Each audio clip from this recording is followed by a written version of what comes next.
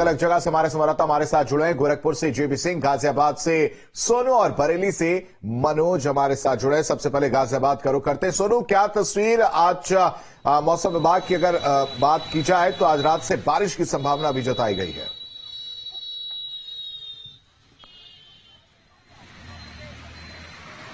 देखिए, बिल्कुल ठंड का प्रकोप लगातार जारी है और भीषण ठंड पड़ रही है और जो ठंडी हवाएं चल रही हैं। वहीं ठंड को देखते हुए जो गाजियाबाद डीएम ने बच्चों की 2 दिन की छुट्टी की है और लगातार जो ठंड है वो हो रही है।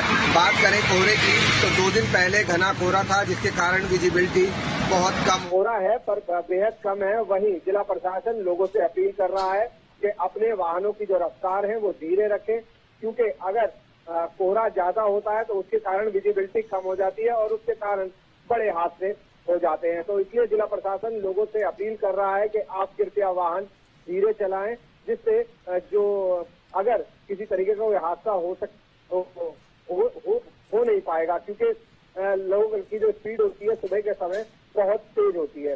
तो लगातार जो ठंड है वो पड़ रही है, क्योंकि पहाड़ी क्षेत्रों में लगातार बर्फबारी निश्चित तौर पर सोनू, और मैं चाहूंगी कि आप लगातार हमारे साथ बने रहे। गोरखपुर से भी जेबी सिंह हमारे साथ जुड़े हुए हैं। जेबी, क्या तस्वीर गोरखपुर में है, किस तरीके से वहां पर व्यवस्थाएं की गई, जो कि देखिए विजिबिलिटी बेहद कम है, ठंड अब सितम बनने लगी है, किस तरीके से लोगों को परेशानियों का सामना करना पड़ रहा है?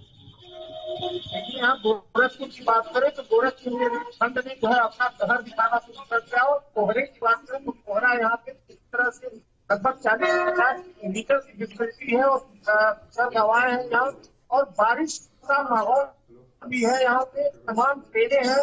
हम इस समय यहाँ गोरखपुर रेलवे स्टेशन पे खड़े हुए हैं, जहाँ यात्रियों को भी खासा परेशानियां हो रही है। कोहरे की वजह से उनकी गंतव्य तक पहुंचने वाली जो ट्रेनें हैं वो तमाम लंबी दूरी की जो ट्रेनें हैं वो लेट आ रही हैं और यहाँ यात्रियों को बहुत लंबी प्रतीक्षा करनी पड़ रही है। ठंड की वजह से यहाँ पे जो रहने के इंतजाम है प्लेटफॉर्म से उनको रात गुजारनी पड़ रही है। तो कुल मिलाकर के यहाँ ठंड ने जो है अपना कहर बरपाना शुरू कर दिया है।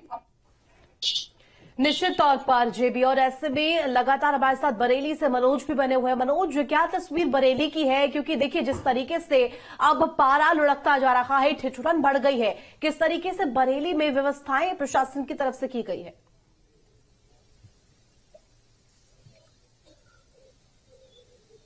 देखिए, बिल्कुल बताना चाहूंगा कि बरेली उत्तराखंड से लगा हुआ शहर है, तो पहाड़ों पर हुई बर्फबारी का असर बरेली में भी देखने को मिला है। जो वाहन है उनकी रफ्तार तो थमी है, क्योंकि कोहरा बहुत ज्यादा घना है। विजिबिलिटी की अगर बात की जाए तो 10 से 15 मीटर ही मात्र ये विजिबिलिटी रह गई है और जो वाहन है उनकी स्पीड पे भी बिल्कुल ब्रेक लग चुका है। 10 से 20 की स्पीड पर इस समय वाहन रोडों पर चल रहे हैं और अगर जो तेज चलाने की कोशिश कर रहे हैं तो वो दुर्घटना का भी शिकार होते नजर आ रहे हैं। बरेली में लगातार पिछले 3 दिनों से मौसम ने जहां करवट बदली है और घना कोहरा हुआ है, तो उसी के साथ साथ दुर्घटनाएं भी बरेली में बढ़ी हैं, जिसके बाद जिला प्रशासन ने कमर कसी और लोगों को यातायात के बारे में समझाया और साथ में उनसे विनती भी की है कि आप अपनी गाड़ियों पे येलो लाइट का इस्तेमाल करें और उस पर पीली पन्नी लगा लें, जिससे कि विजिबिलिटी सामने वालों को लगे कि हाँ सामने कोई वाहन आ रहा है, दुर्घटना की संभावना घट सके। साथ ही उन्होंने कहा कि स्पीड भी और जरूरत हो तभी घर से बाहर जाए, अन्यथा आप वाहन का प्रयोग कम से कम करें ताकि दुर्घटना से बचा जा सके, क्योंकि बरेली में लगातार दुर्घटनाएं हुई हैं।